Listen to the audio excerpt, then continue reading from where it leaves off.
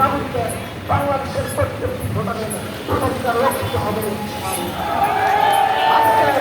আজকে সরকারের স্মরণ করে বাংলাদেশকে স্বাধীন করতে গিয়ে, বাংলাদেশকে ভারত মুক্ত করতে গিয়ে, বাংলাদেশকে হিন্দুত্ববাদ মুক্ত করতে গিয়ে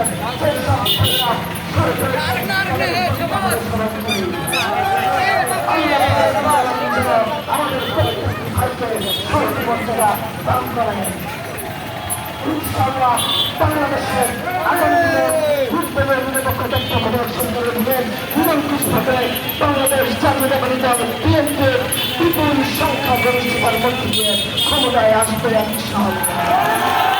আজকে আমাদেরকে কারাবন্দী করেছেন, বাংলাদেশের হাজার হাজার মানুষকে কারাবন্দী করেছেন, বাংলাদেশের হাজার হাজার মানুষকে গুলি করেছেন।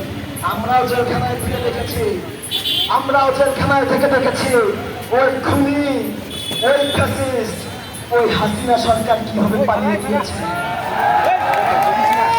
উপরে একজন আল্লাহ আছে, আল্লাহ তার কারিশমা দেখিয়েছেন।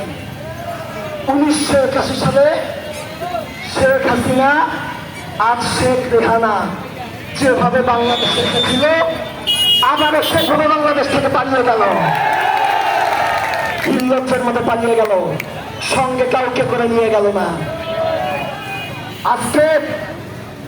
আজকে যে মুক্তিযুদ্ধ, যে স্বাধীনতা, যে মুক্তিযুদ্ধ